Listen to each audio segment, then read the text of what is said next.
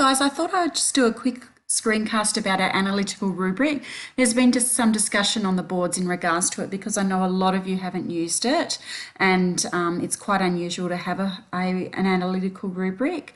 So what I have done is I've actually marked an assignment in regards to it.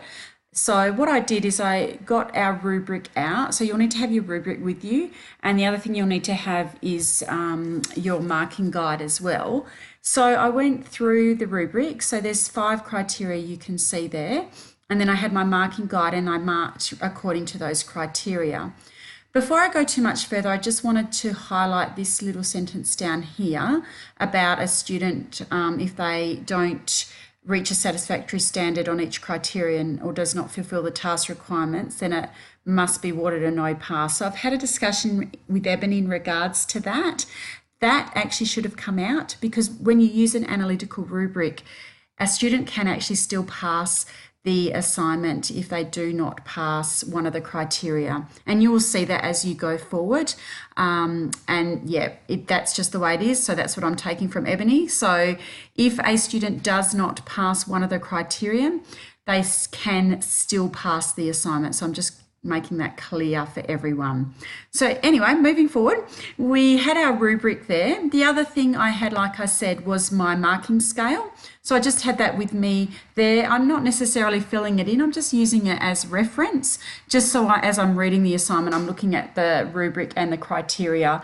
And I think this probably could be done a bit better. We could have our criteria with our rubric up the top. So that's something to think about, and possibly someone might want to develop that a little bit further.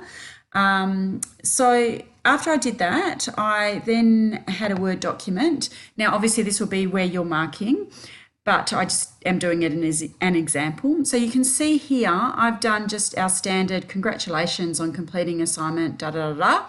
And then I've done feedback. So you can see my feedback is for each of the criteria. Now I've put criteria 1, 2, 3, 4, 5. You can put C1, C2, etc., etc. And then I've given them a mark there for each criteria. And then I've done my little couple of sentences about that criteria. So I'm starting off positive. It was great to see you identify the teaching strategies you were going to use for both Harper and Madison. This shows a clear and concise understanding of the writing process. It would have been beneficial to see you support your ideas with further academic literature. So I'm giving a couple of positives or one positive and something that they can improve on. So that's what we're going to have to do. Otherwise, you're going to get too bogged down in writing heaps and heaps of information, and it's going to take you too long. So just bear that in mind, that really it's a positive and then want something that they can improve on. And remember, you are always going to be encouraging. You're always going to be letting the student know they've done a good job, but something hasn't, they can improve on this.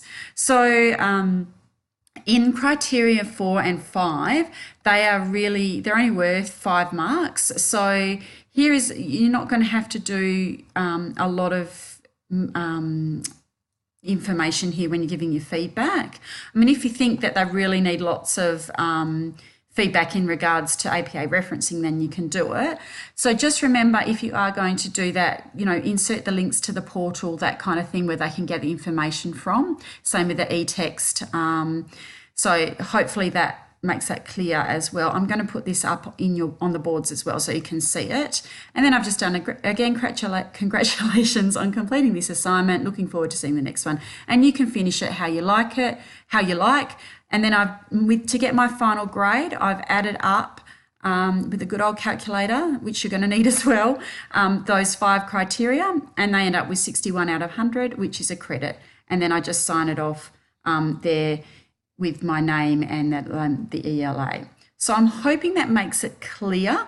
There has been discussion about possibly a Google Docs in regards to comment banks, etc., etc.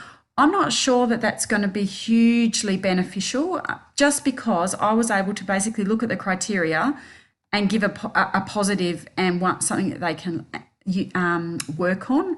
So have a think about whether you actually want to develop that further. I'm happy to create something like that, but I think it's probably worthwhile this time around that we all have a go at it and then possibly after we've done our marking, then we can possibly create the comments bank then.